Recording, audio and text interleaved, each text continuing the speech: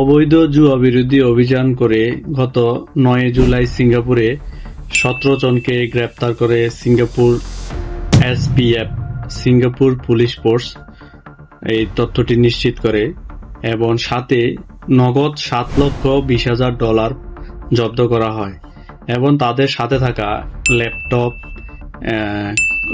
Computer, electric device এবং জুয়া পরিচালনার যে সরঞ্জাম সবগুলাই জব্দ করা হয়। আমি বিস্তারিত তুলে ধরছি আমি ভিডিওর মাধ্যমে। আমি জাকারিয়া মজুমদার সিঙ্গাপুর থেকে। আমি সিঙ্গাপুরে ঘটে যাওয়া গত ৯ জুলাই অবৈধ জুয়া বিরোধী অভিযানে সিঙ্গাপুরে ১৭ জনকে গ্রেপ্তার করে সিঙ্গাপুর পুলিশ ফোর্স এবং সাথে $7,20,000 জব্দ করে। জুয়া বিরোধী অভিযানে সিঙ্গাপুরে প্রায় ১৩টি স্থানে অভিযান চালিয়ে এই অভিযুক্তদেরকে গ্রেপ্তার করে সিঙ্গাপুর পুলিশ ফোর্স। সবাই জানেন যে কত কঠোর সিঙ্গাপুরের আইনের ক্ষেত্রে বিন্দু পরিমাণে কোনো ছাড় নেই।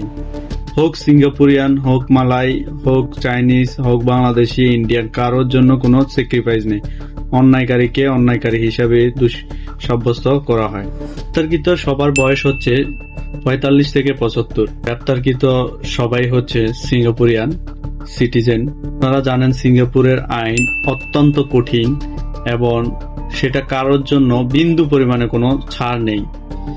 তো অন্যায় করার আগে অবশ্যই ভেবে নেওয়া দরকার এবং এইসব কিছু না করাই ভালো ভাই। আমরা বাংলাদেশ থেকে সিঙ্গাপুরে এসেছি টাকা ইনকাম করার জন্য। আমাদের টাকা ইনকাম করা শেষ, আমরা চলে যাব সুন্দর মতো। এমন ধরনের কোনো ঘটনা ঘটাবো না যেটা আমাদের দেশের এবং আমাদের নিজেদের ক্ষতিগ্রস্ত হয়, দেশের বদনাম হয়, এমন কোনো কিছু। গ্রেপ্তারকৃতদের কি কি শাস্তি হতে পারে চলুন জেনে নেই এই ভিডিওতে। যদি জুয়া পরিচালনা করে সেক্ষেত্রে তার জন্য সিঙ্গাপুরি ডলার ৫ লক্ষ টাকা এবং ৭ বছরের জেল হতে পারে। এই জুয়ার এজেন্ট হিসাবে কাজ করলে সেক্ষেত্রে ২ লক্ষ সিঙ্গাপুরি ডলার এবং ৭ বছরের জেল হওয়ার সম্ভাবনা আছে। এবং সাধারণ যে জুয়ার সাথে সম্পর্কিত যারা, তাদের ক্ষেত্রে সিঙ্গাপুরি ডলার $১০,০০০ জরিমানা এবং